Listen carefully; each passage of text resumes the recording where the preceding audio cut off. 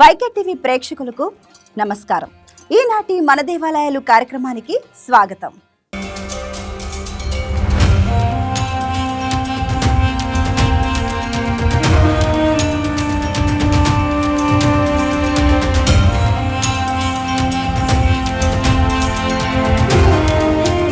శరన్నవరాత్రులు మరియు మహాశివరాత్రి ఈ క్షేత్రం సందర్శించడానికి ఉత్తమ సమయం.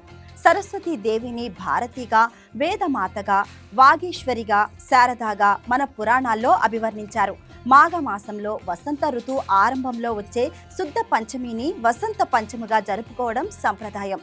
వసంత పంచమి సందర్భంగా సరస్వతీ దేవి భారతిగా కొలువైన ఒక ప్రాచీన ఆలయం ఈ కొలను భారతీ క్షేత్రం.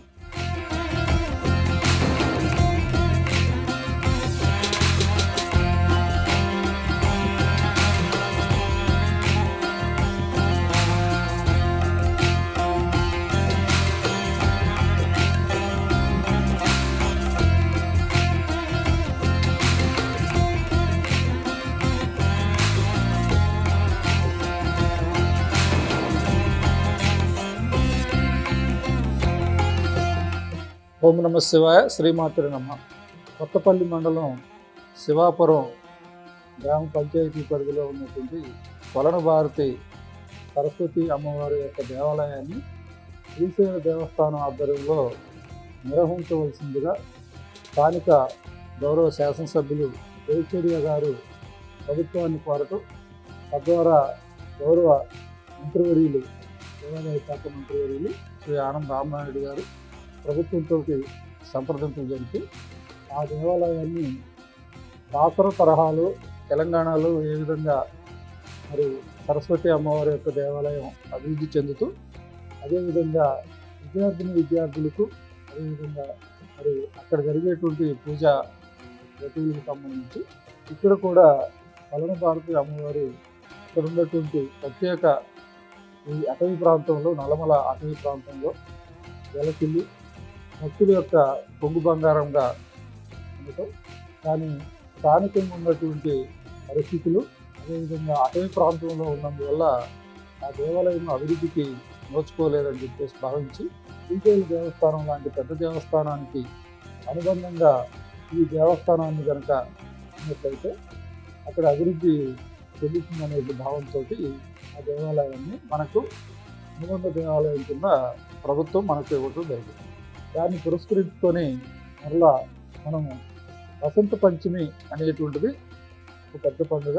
అంటే మూల నక్షత్రం అమ్మవారి యొక్క పుట్టిన రోజుగా మనకి ఎట్లయితే శ్రీశైల మల్లికార్జున స్వామి వారికి ఆరోగ్య నక్షత్రం వారి యొక్క పుట్టిన నక్షత్ర సందర్భంగా మనం నాణ్యపూర్వక రుద్రాభిషేకం తర్వాత అవన్నీ కూడా పూర్తి చేసుకున్నాక బంగారు రథాన్ని మనం ఇక్కడ వీధుల్లో మనకి భక్తులకి ఆ విధంగా ఊరేగింపుగా చేసి భక్తులకి అలరారించడం అనేది జరుగుతుంది. అట్లాగనే కొలను భారతి అమ్మవారి యొక్క దేవస్థానాన్ని కూడా ప్రాశస్త్యాన్ని చేయడం కోసం అని చెప్పేసి మనకి ఇవ్వటం జరిగింది.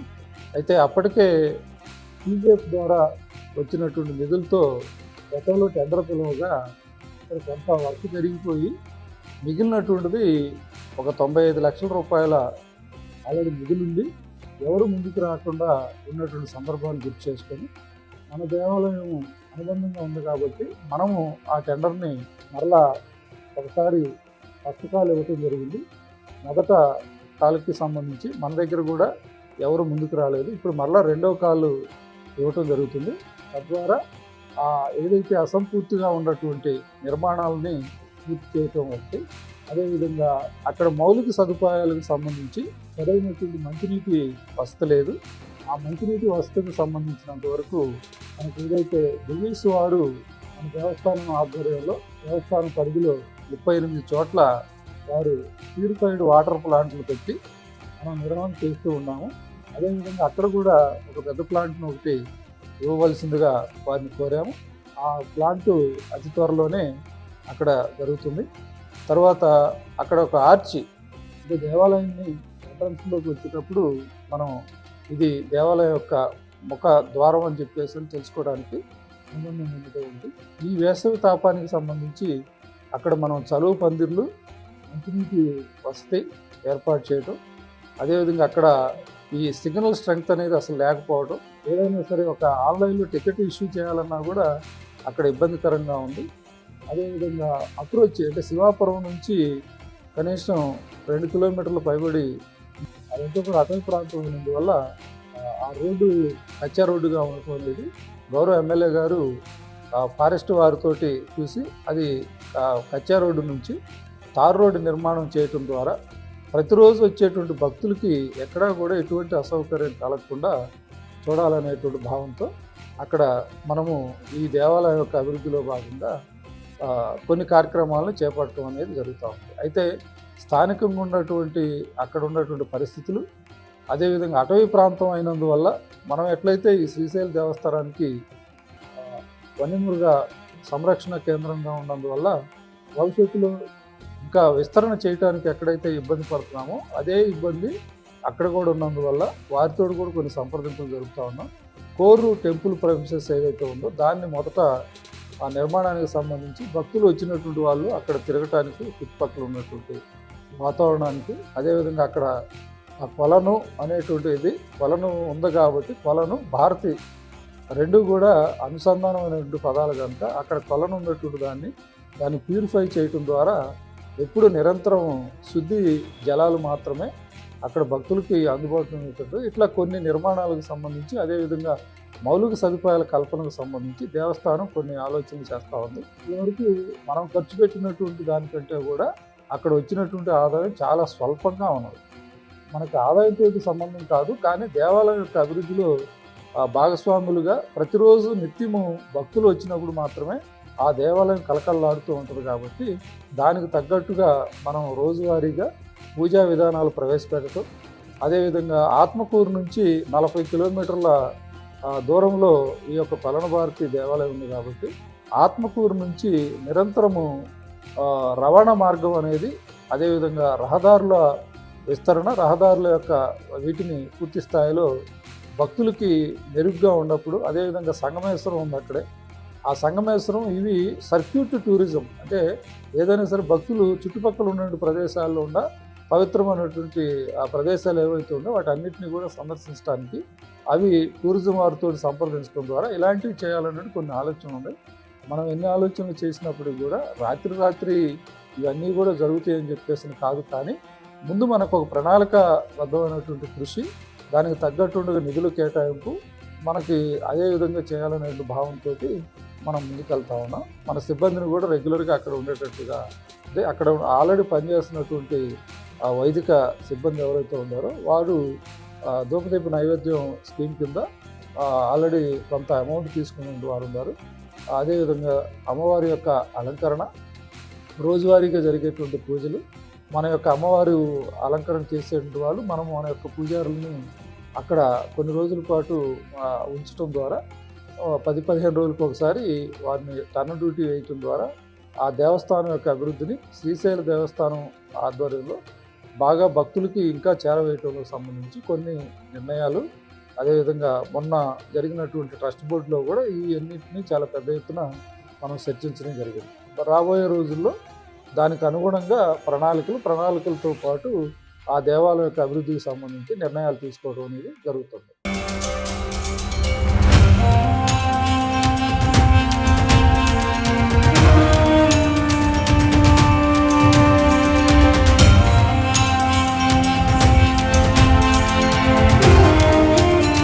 ఆలయ ప్రాంగణంలోనే 7 శివాలయాలు ఉండటం వల్ల దీనిని సప్తలింగ క్షేత్రం అని కూడా పిలుస్తారు. ఈ 7 గుడులకు కలిపి ఒకే ధ్వజస్తంభం ఉండటం ఇక్కడి ప్రత్యేకత.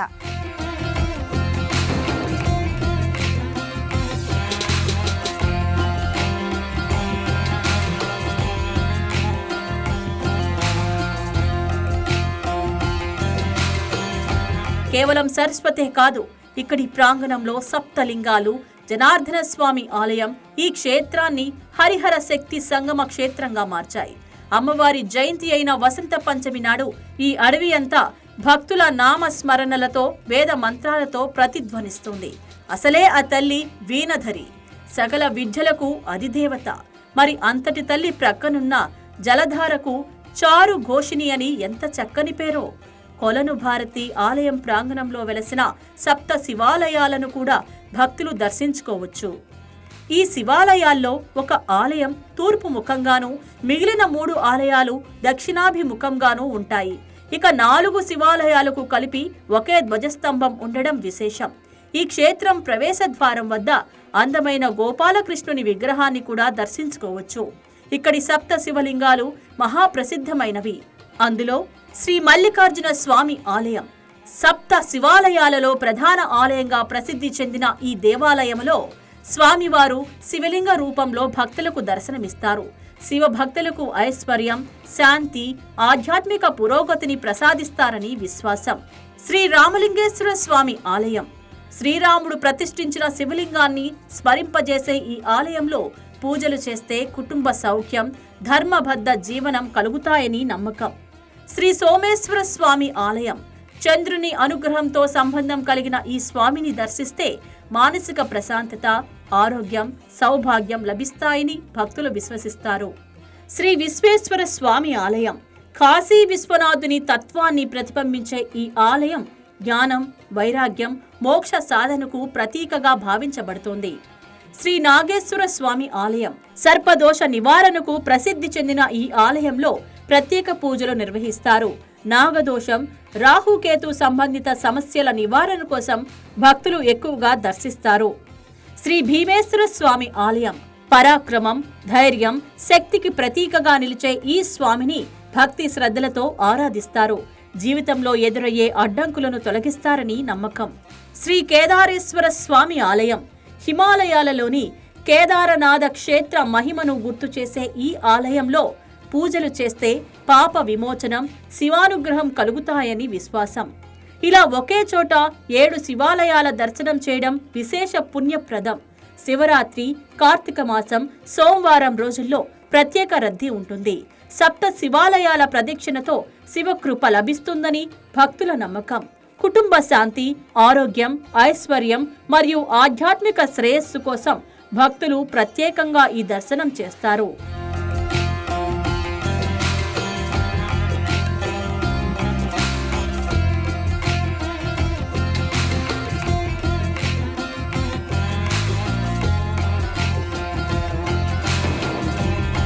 సమీప పట్టణమైన ఆత్మకూరు ఇక్కడి నుండి దాదాపు 20 కిలోమీటర్ల దూరంలో ఉంటుంది. సమీప గ్రామమైన శివపురం ఇక్కడికి 4 కిలోమీటర్ల దూరం. రోడ్డు మార్గం ద్వారా శివపురం చేరుకొని అక్కడి నుండి అటవీ మార్గం గుండా ఈ ఆలయానికి వెళ్ళాలి.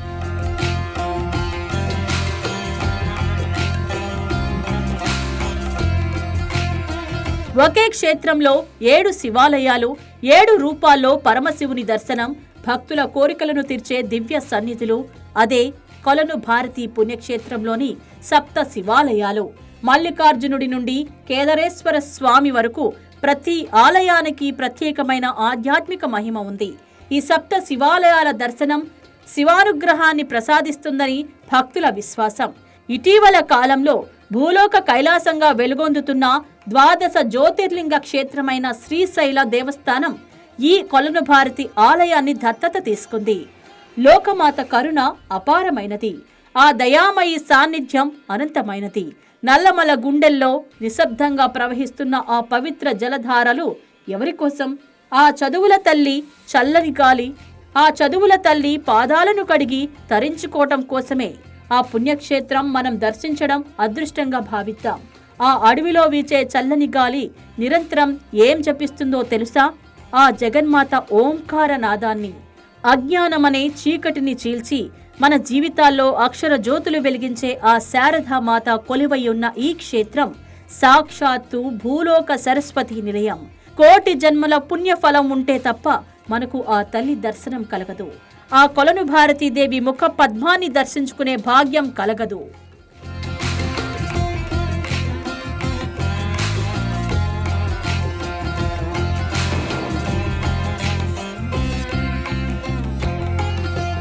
ఈ ఆలయానికి విచ్చేసిన భక్తుల మాటల్లో మరింత సమాచారం మనం తెలుసుకుందాం. నమస్కారం అండి, నా పేరు ప్రవీణ్ కుమార్. నేను ఫస్ట్ టైం ఈ టెంపుల్కి వస్తున్నా. ఇంతకుముందు బాసర్ చాలాసార్లు పోయినాం, కానీ బాసర్లో ఎంత డెవలప్ అయింది, అక్కడ ఐఐటి వచ్చింది, ఎంత వచ్చింది, కానీ ఈ టెంపుల్కి ఏం డెవలప్మెంట్ అయితే ఏం రాలేదు ఇంతవరకు. చూస్తే ఫస్ట్ టైం కాబట్టి టెంపుల్ ఓకే ఉంది. జనాలు చాలా మంది వస్తున్నారు అక్షరాభ్యాసంకి, పిల్లలు తీసుకువస్తున్నారు. ఇంపార్టెన్స్ చాలా ఉంది ఏరియాలో. మన ఆంధ్ర ఏరియాలో సౌత్లో ఈ ఒకటే టెంపుల్ ఉంది మనకి, అంత అడవి ఏరియాలో. కానీ దీని ఇంపార్టెన్స్ చాలా ఉంది. కానీ ఇంకా డెవలప్ కావాలి. బాసల్ లాంటి టెంపుల్ లాంటి మనకి తిరుపతి ఎట్లా ఉంది, వేరే టెంపుల్స్ ఎట్లా ఉన్నాయి, ఆ ఎండోమెంట్ డిపార్ట్మెంట్ కానీ ఏదైనా డిపార్ట్మెంట్ కానీ తీసుకొని చాలా డెవలప్ చేయాలి. ఏరియా అయితే ఇక్కడ వస్తే నిజంగా చాలా ప్రశాంతంగా ఉంది, మంచిగా ఉంది, అట్మాస్ఫియర్ మంచిగా ఉంది. మొత్తం అడవి ఏరియాలో ఉంది కాబట్టి ఎంత హాయిగా ఉంది. ఇక్కడ వస్తే గవర్నమెంట్ ఇది టూరిజం కూడా డెవలప్ చేసుకోవచ్చు.